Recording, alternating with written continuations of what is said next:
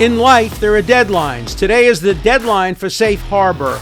States that certify their electors are presumed to be final certification. So today is the day that Joe Biden presumably becomes president-elect of the United States. The day after tomorrow is another deadline. A possibly innocent man may be executed by the federal government, and only the president can stop that injustice from occurring. And I'm appealing to the president to use his extraordinary power of commutation to save a potentially innocent man from execution. You'll hear why on The Durst Show. Today, I want to talk about two important deadlines. Today is the deadline for safe harbor in the Electoral College. What that means is the statute, not the Constitution, the statute provides that any states that certify their electors by today, that Congress can't challenge those electors. It's a safe harbor. But it's not constitutional. It's statutory. And we'll talk about what that means for President Trump's efforts to try to undo the election. And then we'll talk about another deadline. On the day after tomorrow, a potentially innocent man may be executed by the federal government. And the only person who can stop this unjust execution is the President of the United States by either commuting the sentence to life imprisonment without any possibility of parole, or by at least delaying the execution so that the case can be brought to the Supreme Court for further review. I'll tell you why I think the president ought to commute the sentence. Let's begin with the safe harbor. So the statutory framework for selecting electors picks a day when the electors are supposed to meet, and that date is the 14th of December. It varies every year because the statute sets it out as the first Tuesday after the first Wednesday, or something like that. But it's the 14th.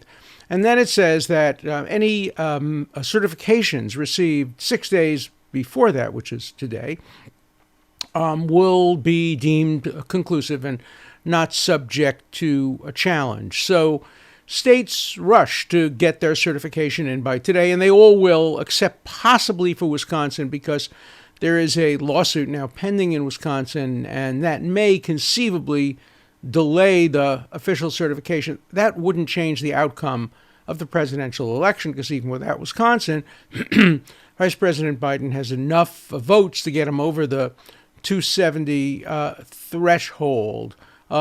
Wisconsin may certify too, who knows? But right now, all the disputed states, Georgia and Pennsylvania and Michigan, have certified. And so their results are deemed acceptable by Congress. So by the end of today, I think it's fair to finally say that Joe Biden is the president-elect of the United States. Now, there can still be challenges. Remember, as I said, this deadline is not a constitutional deadline. It's a statutory deadline, and the Constitution, to use a bad term,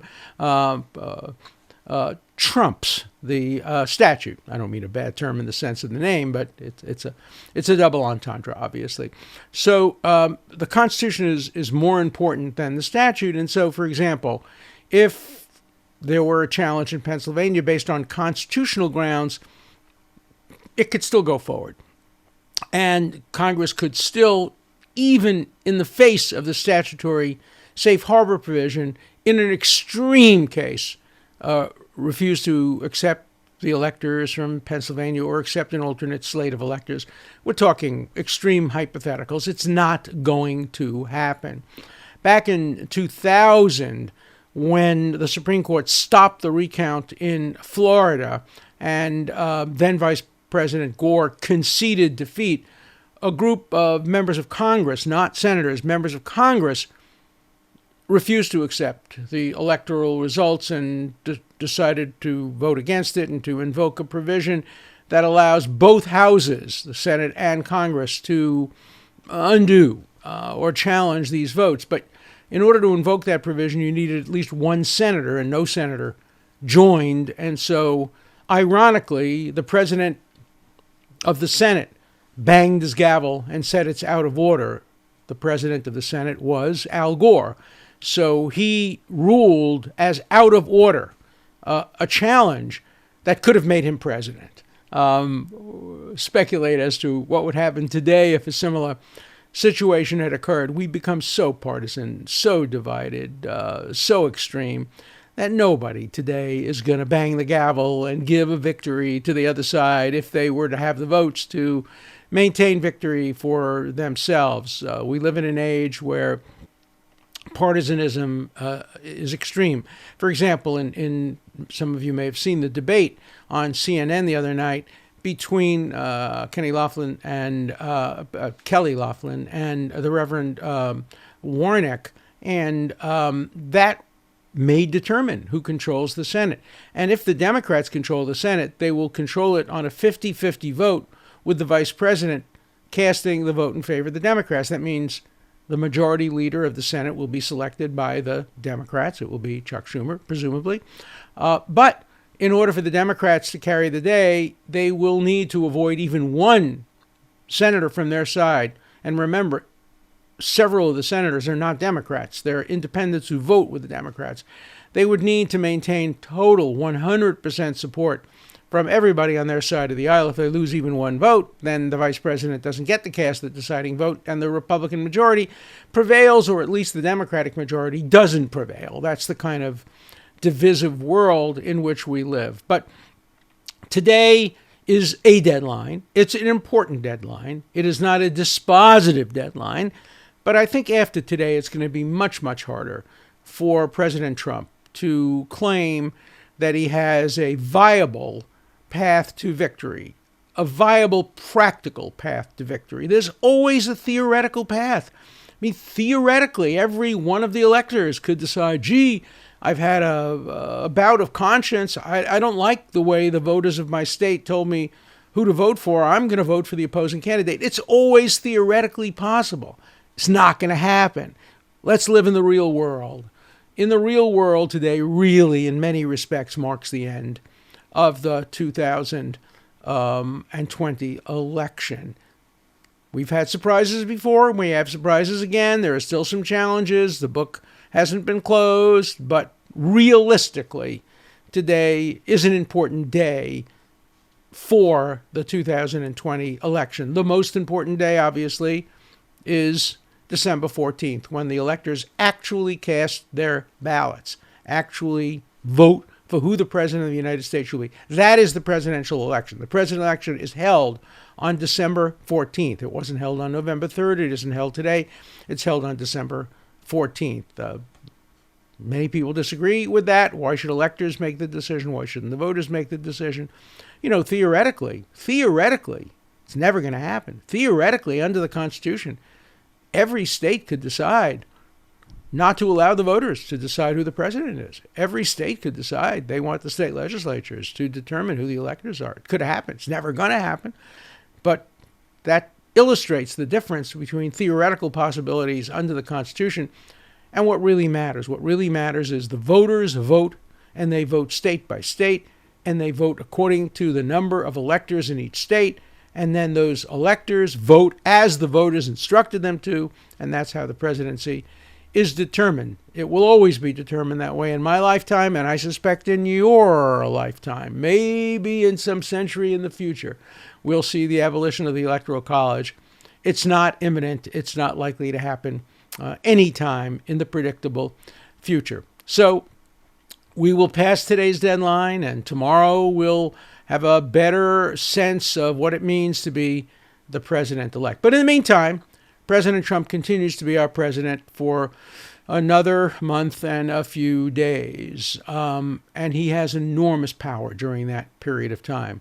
As president-elect, we can say it perhaps now, Biden, as president-elect, has said there's only one president at a time. He's not going to start doing foreign policy issues. He's not going to start negotiating with the Iranians about the deal. There's only one president, and that president is President Trump.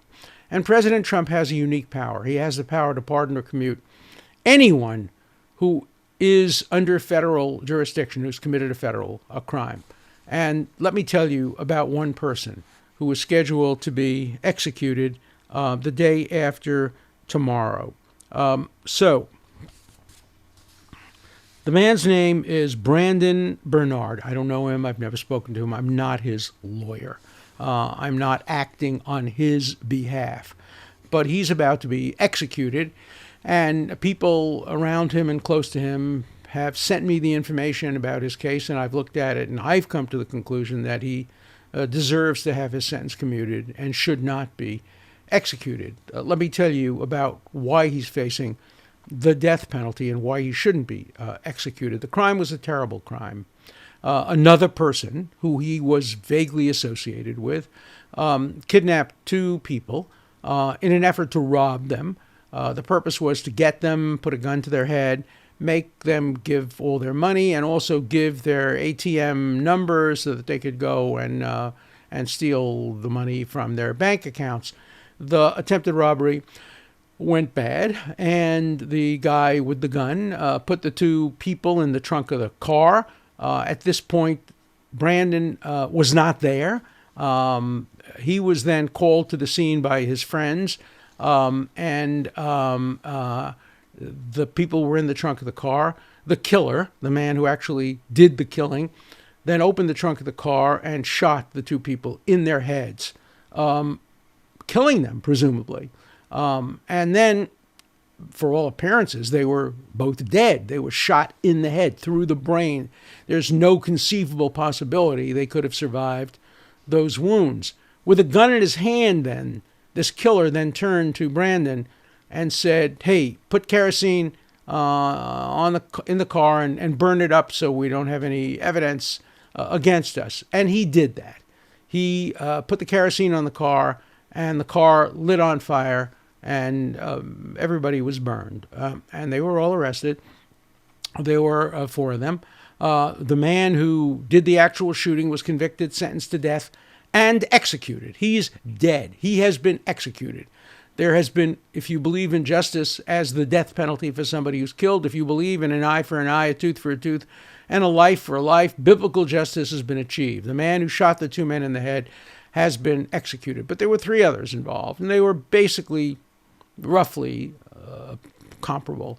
Two of them were slightly under the age of 18, and Brandon was slightly over the age of 18. Because Brandon was over the age of 18, he could get the death penalty. The others two could not. The others two have served their sentences. They're out. They're home, back with their families. Brandon, because he was slightly over 18, got the death penalty. Unfortunately, he did not have a particularly effective lawyer appointed for him. He was very poor, obviously. And the prosecution produced this evidence, very questionable evidence, that one of the victims may have been alive at the time that the kerosene was poured on the car and the car lit up and inflamed, because they found in her lungs remnants of soot. That meant she may have been breathing while the fire was burning. No evidence that she was conscious, no evidence that she could conceivably have survived, no evidence she knew what was going on or suffered any pain as the result of the fire. But because there was evidence that she was technically, medically alive at the time, he was charged with, essentially, conspiracy to murder, or accessory to murder, to killing somebody. Had they had a decent defense lawyer, he would have called a medical expert, as was later called after the trial was over. And that medical expert would have told the jury, as the medical expert has now told the court, no, she was not alive. She was dead. She was brain dead. She was medically dead. Yes, when people are dead, they can sometimes breathe a little bit or appear to be breathing, just like when you cut off the head of a chicken, it runs around for a few seconds before it falls on the floor. And there would have been a great debate, medically dead, legally dead. It would have been interesting. But remember who has the burden of proof.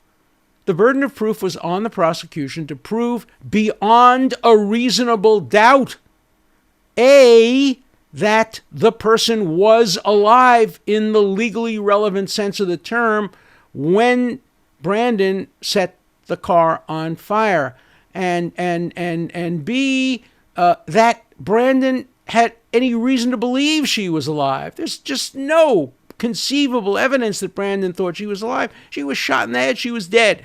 As far as he was concerned, he was burning the evidence. It's a crime, but it's not a capital crime.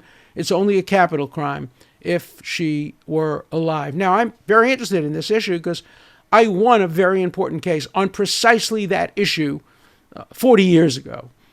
In my case, called DeLugash versus New York, my client was in the basement of an apartment in Brooklyn. They were dealing marijuana, and the killer turned to one of the three guys who were selling marijuana and said, "You owe me money. If you don't give me the money, I'll kill you." And the guy said, "You're not going to kill me. It's just drugs." The guy pulled out his gun and shot him in the heart and killed him, shot him in the heart.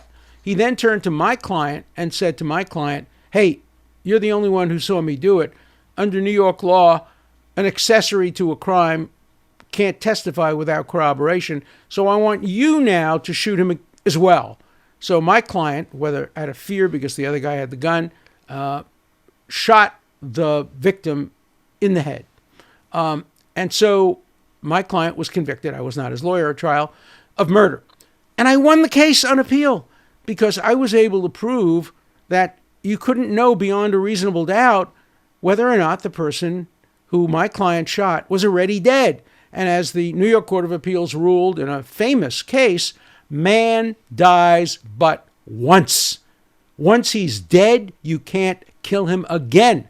And my client was freed of the murder charge. He was then convicted of attempted murder. I got that reversed on appeal, and he went free. Okay, enough talking about my case and what a great lawyer I am. We're not talking about that.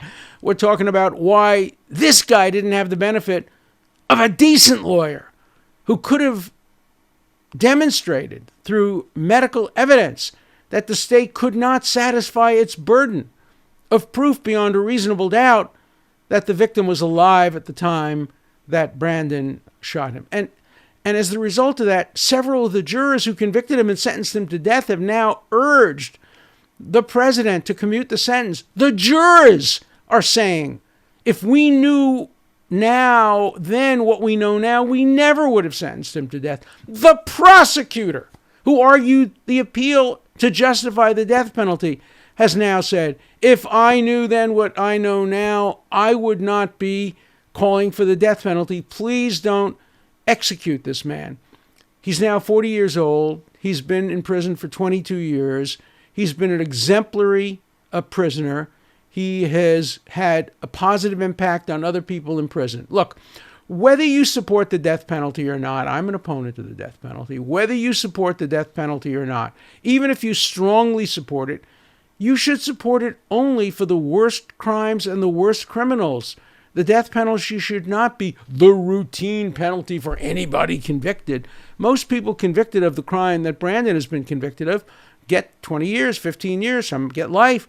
Almost no one gets the death penalty if they're not the trigger man, they didn't do the shooting, and they had a reasonable belief the person was dead, and all of the other factors and circumstances surrounding this case. Also, he was barely 18, just made it over the boundary line for when a person can get the death penalty. All of these come together to really demand that this man not be executed.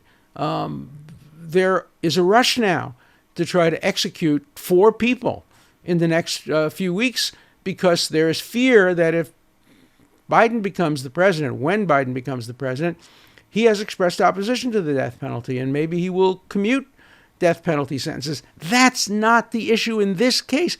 This is a unique case. We're not talking about whether we should have the death penalty at all. We're not talking about whether people who deserve to die by all moral justification should be killed now or should wait. That's not what we're talking about.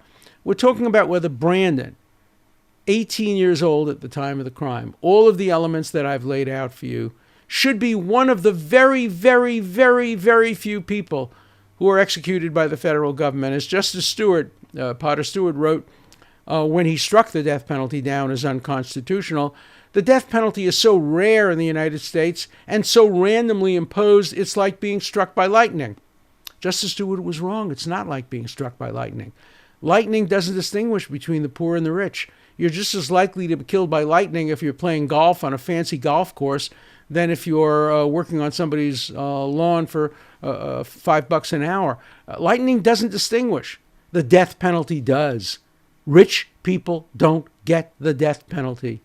People who kill black people generally don't get the death penalty.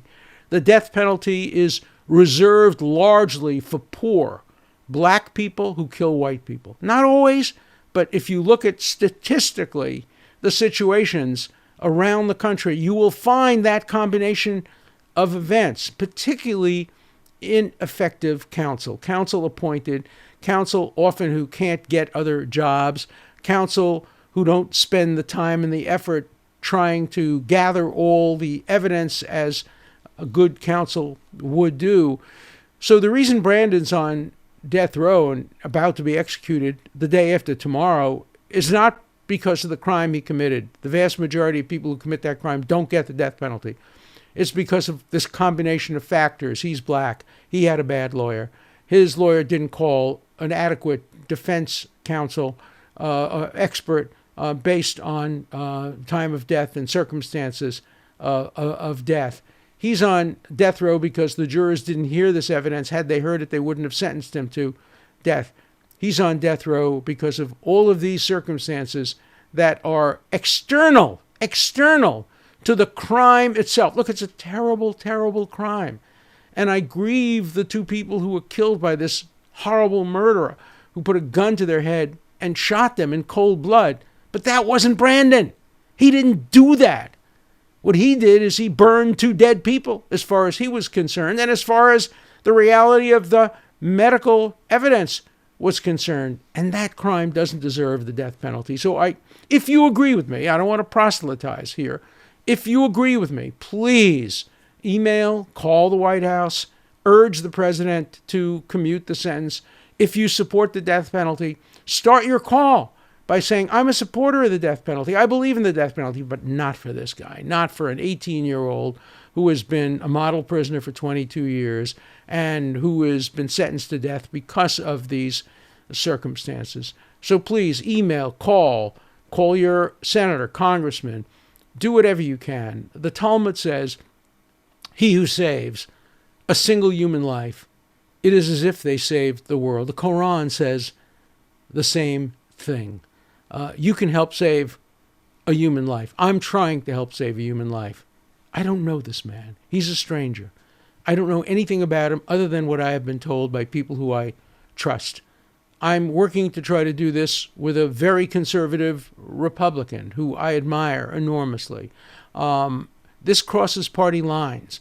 This is not a liberal conservative issue. This is not a Democrat-Republican issue. This is not a Trump-Biden issue. This is an issue of simple justice. Justice. The punishment does not fit the crime. Let's all together try to stop an injustice from occurring.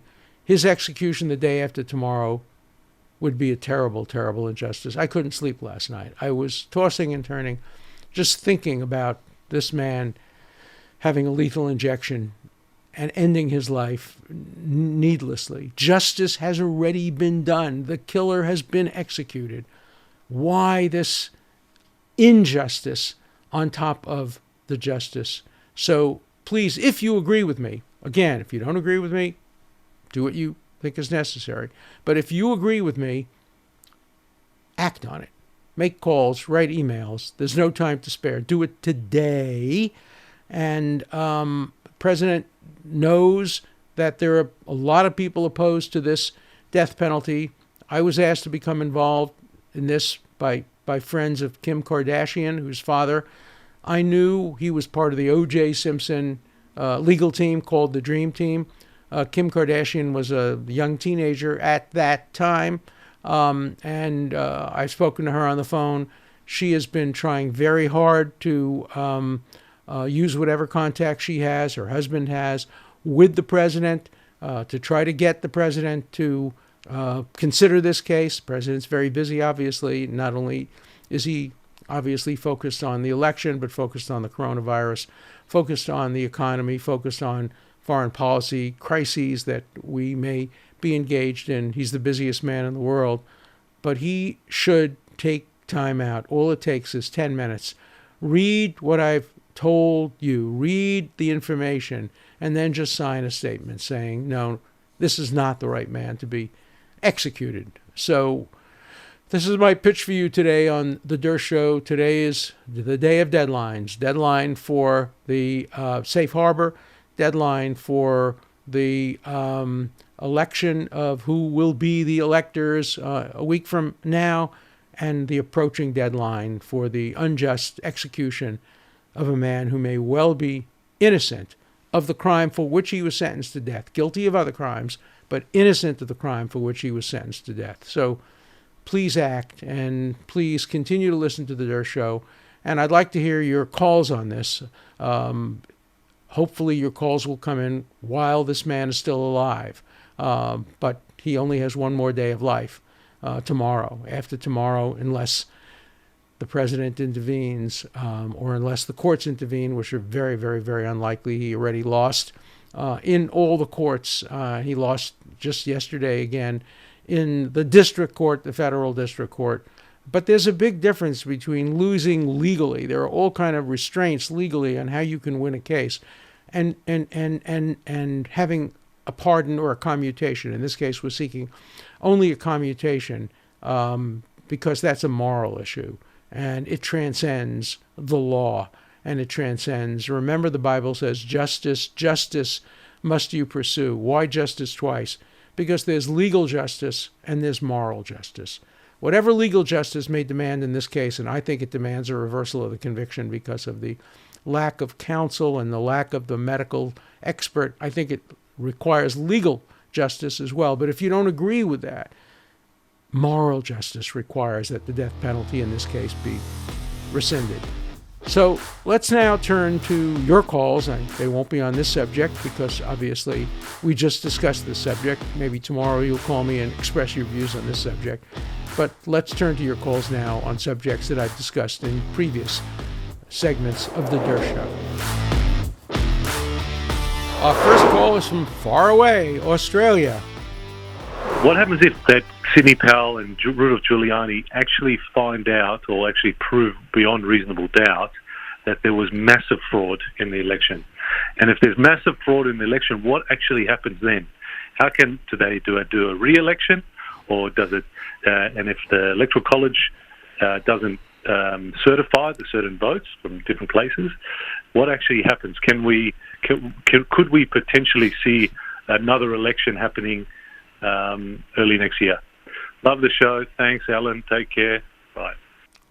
Great question. And the answer is nobody knows. If there were to be documented, unchallengeable evidence of massive, massive fraud that really turned the election around, and had there not been fraud, would have resulted in the election of the other candidate, nobody knows what would happen. It's unlikely that will ever come up in an election. But if it did, I guess probably under the Constitution, the most likely result is the election will go to the House of Representatives. That's what the Constitution provides. And every state then votes state by state. But it's not going to happen. The allegations of fraud are just those allegations. I hope they'll all be heard, and we have to know, we have to be satisfied as an American people that the election was fair. Even if you conclude, as I think any rational person would conclude, that there was some fraud. Every election has had fraud. I don't think we've had an election since George Washington which didn't have some fraud. You're always going to get somebody who isn't qualified to vote who votes, or who votes somebody who's dead, or who is outside of the state. You're always going to get some of that. But there's never been an election that was determined by fraud. I think the 2000 election may have been decided by voter suppression. I think that absent suppression of votes in Florida, particularly minority voters, I think Al Gore would have won Florida. All the polls showed that more people in Florida wanted to vote for Al Gore than for George W. Bush.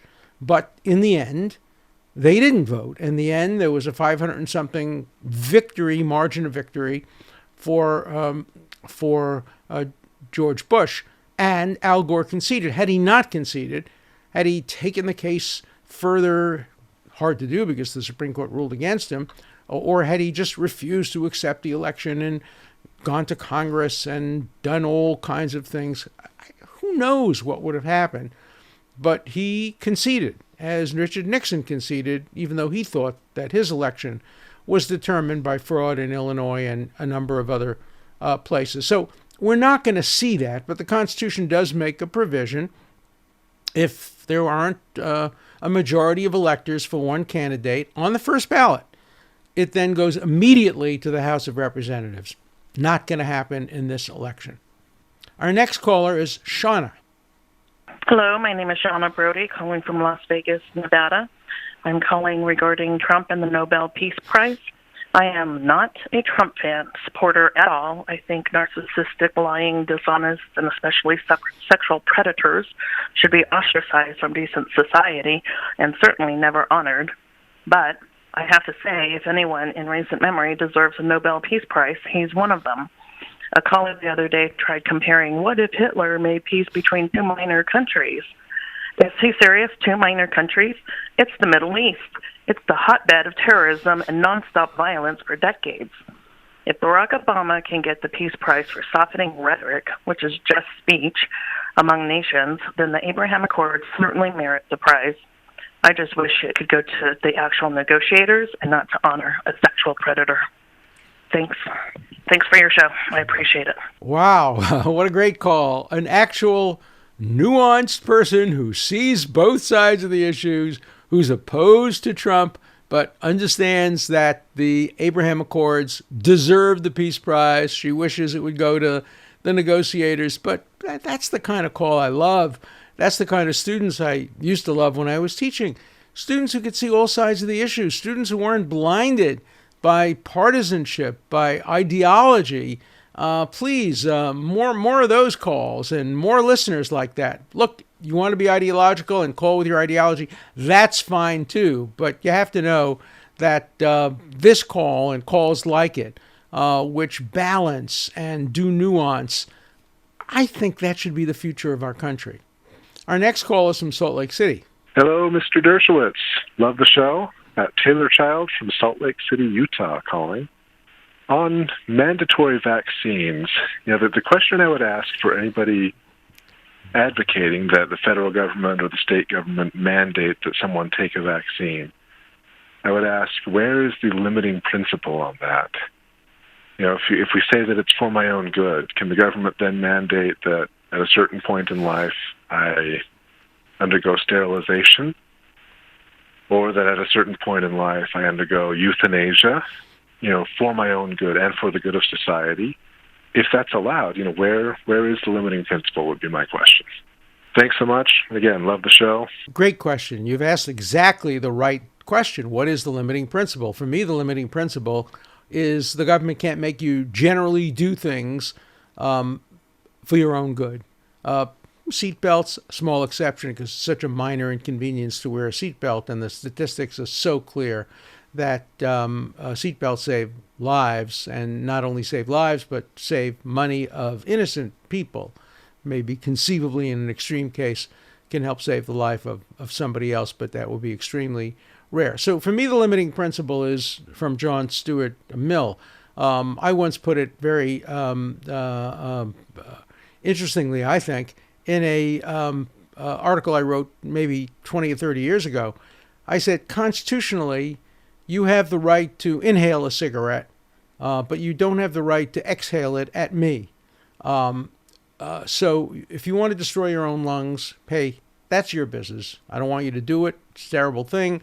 It will hurt society if you die or if you're hospitalized, it will cost us money. But basically, you have the right to smoke cigarettes or to take drugs, in my view, if the drugs only hurt you, not criminogenic drugs that cause you to go out and be violent and commit crimes, but just drugs that hurt you.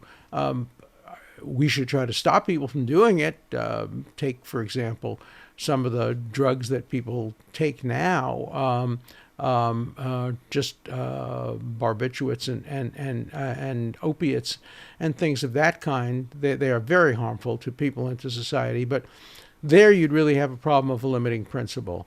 But I think if the vaccine really helps to prevent the spread of the illness to other people, then the state can mandate it. If it only helps to prevent you from getting it, you, the injected person, I think that's a much harder question, and I think you're right to ask about what the limiting principle would be. Good question. Our next call is from California. Afternoon, Mr. Dershowitz. We listen to your show at work every day, and we really enjoy it. And on your Friday show, you asked for listeners to call in regards to Lynn Wood and Cindy Powell requesting that Republicans boycott the Georgia vote.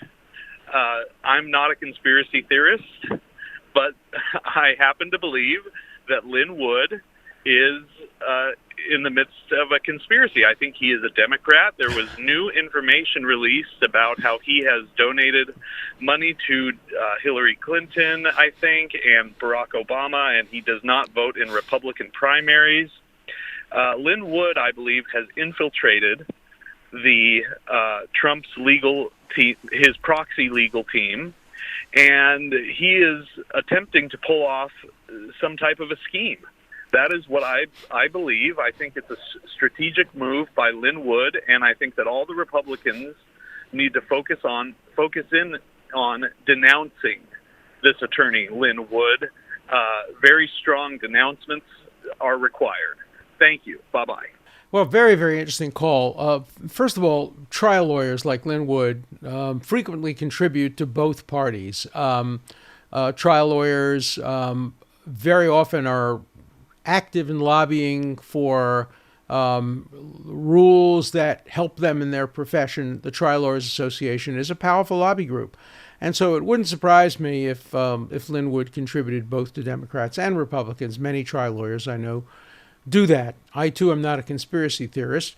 I'm satisfied just to say that if you're a Republican, Lynn Wood is not doing you any good by telling you to stay home and not vote in the Georgia senatorial election, which can determine who controls the Senate for the next 2 years.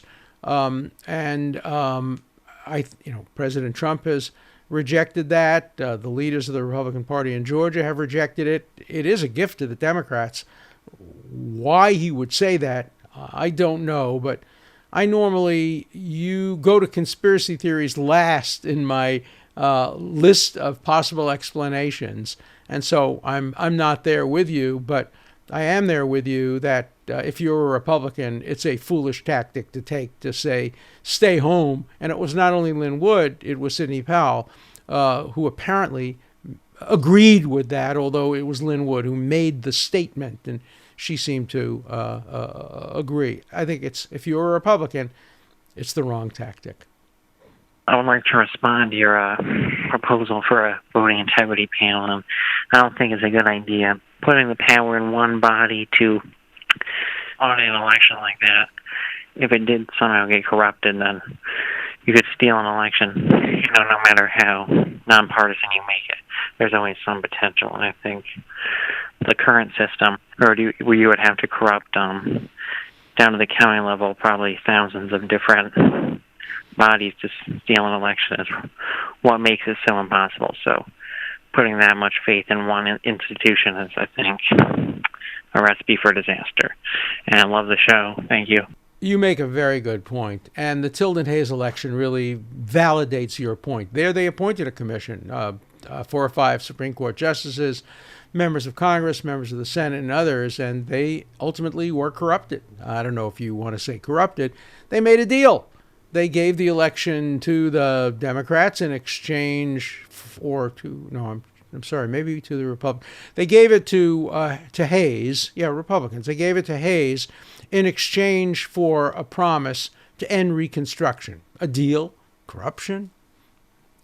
You use whatever term you want, but you're absolutely right. One panel can't be trusted.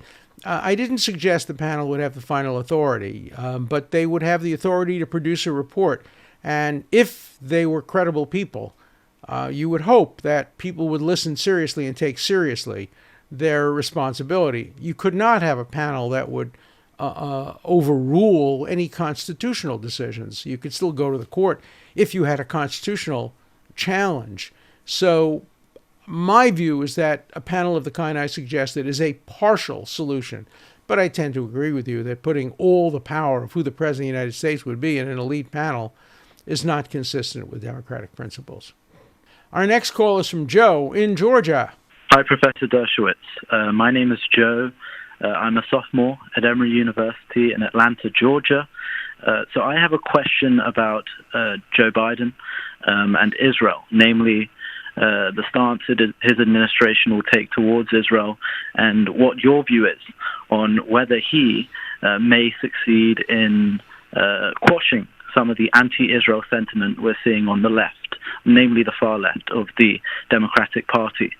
Do you think having a liberal supporter of Israel in the White House may serve to, as I said, quash some of that anti-Israel sentiment we're seeing promulgated by those on the fringes of the party? Thank you again. I love the show, and thank you. What a great question. Not surprising, coming from a student at Emory. My wife went to Emory. She's very proud and had a great education in Emory. My wife's from Charleston, South Carolina, and she went to school in Atlanta. So great question. Look, I voted for Barack Obama twice.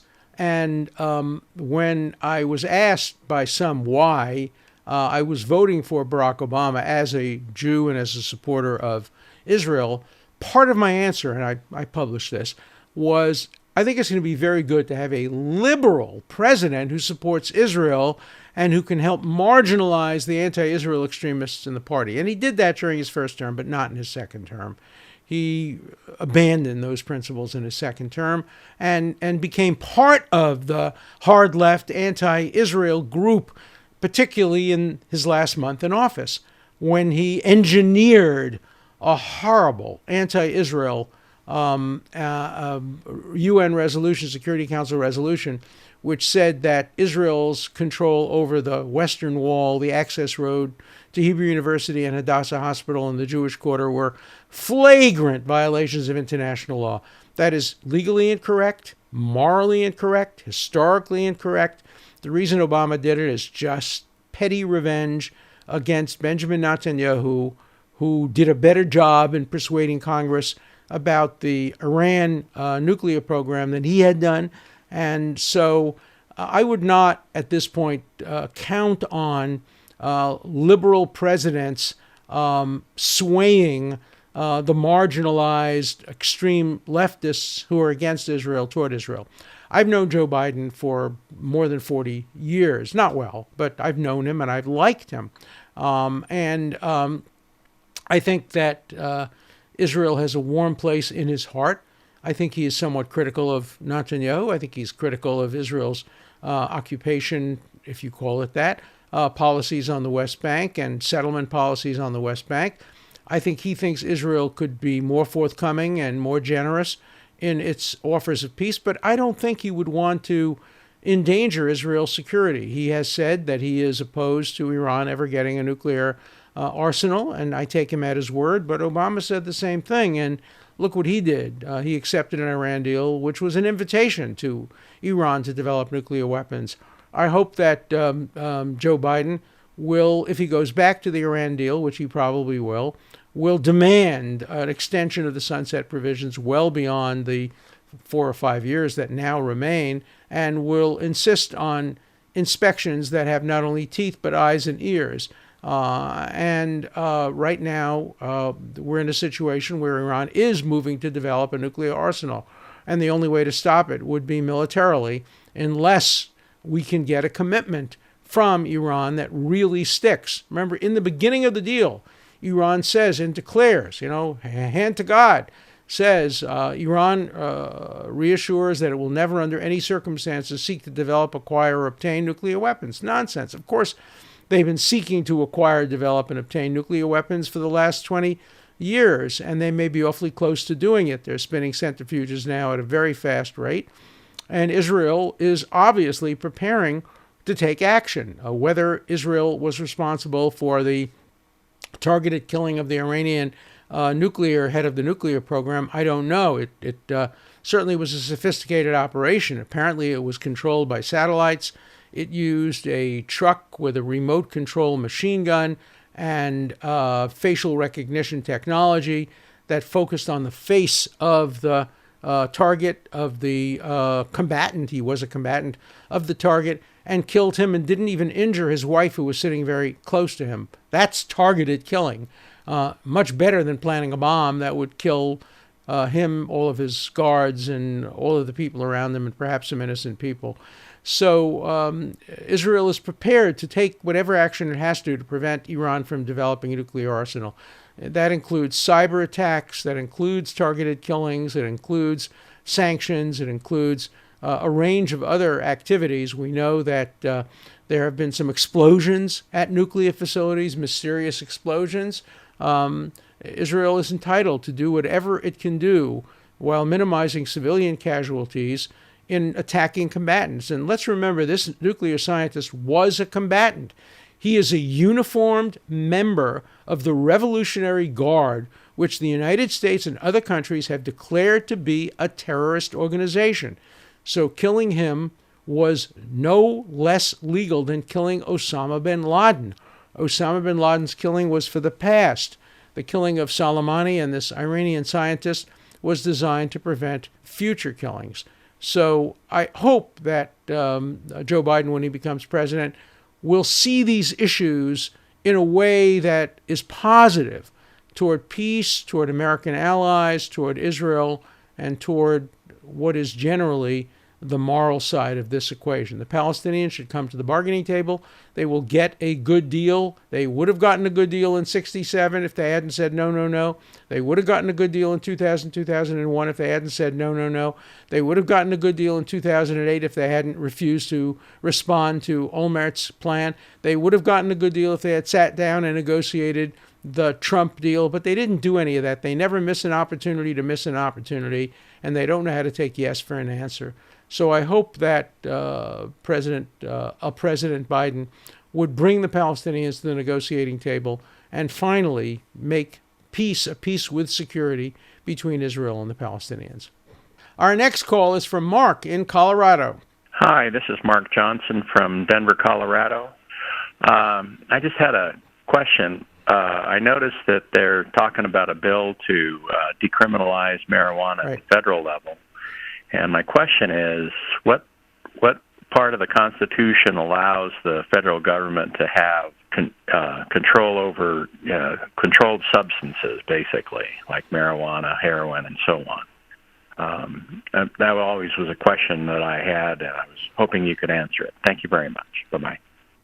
It's a great question, and I think the implications of your question are correct. What's it the federal government's business if somebody smokes a joint in their bedroom with a friend? The argument is that the interstate transportation of drugs, marijuana, and others is under the Commerce Clause, and but there are a lot of people who grow marijuana in their backyard and never enters into interstate commerce. And, the interesting thing that today is you have a lot of states, including your own, Colorado, which has decriminalized marijuana, at least in certain instances. And yet every American who smokes marijuana anywhere in the United States is committing a federal felony. Understand that. No matter if your state has, next to the Capitol, the biggest marijuana dispensation store, and they invite you, and the governor comes and joins you and has a joint, you're all committing a felony. Because at least currently under the Constitution, the federal government has the authority to make the smoking and distribution and sale, etc., of marijuana a federal crime. And federal law prevails over state law. Under the Supremacy Clause, even if you smoked a marijuana joint in a state that it was legal, you could be federally prosecuted. The current policy is not to prosecute you. And Congress just passed, enacted an act which would decriminalize marijuana under many circumstances. But the Senate has said it's not even going to come to a vote. So we're not going to see, at least now, we're not going to see Congress send to the president's desk a decriminalization of marijuana law. It should happen. It's a total waste of resources to criminalize marijuana. It should be prohibited to smoke marijuana when you're driving, or be under the influence of marijuana when you're driving, or doing other things that require the kind of concentration you don't necessarily get when you're high. But generally, marijuana should be treated the way alcohol is treated. And that's the rational approach. I've advocated that approach for 50 years. Let me be very clear. Not only have I never inhaled, I have never, ever had a joint. I grew up at a time when, you just didn't do that. I actually went to college an alcohol virgin. I had never had a drink of alcohol when I went to college, and I never had a drink of alcohol when I finished college. I had my first alcoholic beverage, a really, really badly mixed martini, when I was in law school. So I didn't grow up in a culture where marijuana was prevalent or alcohol was prevalent. It was just very, very different. But I've always been an advocate of decriminalization of marijuana, as I would be an advocate of decriminalization of alcohol. Remember, we went through an experiment with the 18th Amendment where we prohibited alcohol. That just led to prohibition, which alcohol was made into an illegal business, and the 21st Amendment abolished the 18th Amendment. So we're back now where states have the power to regulate alcohol, and they should have the power to regulate marijuana, and they should do it nominally and only with a light finger to make sure that marijuana, like alcohol, isn't abused. So I'm in favor of decriminalization.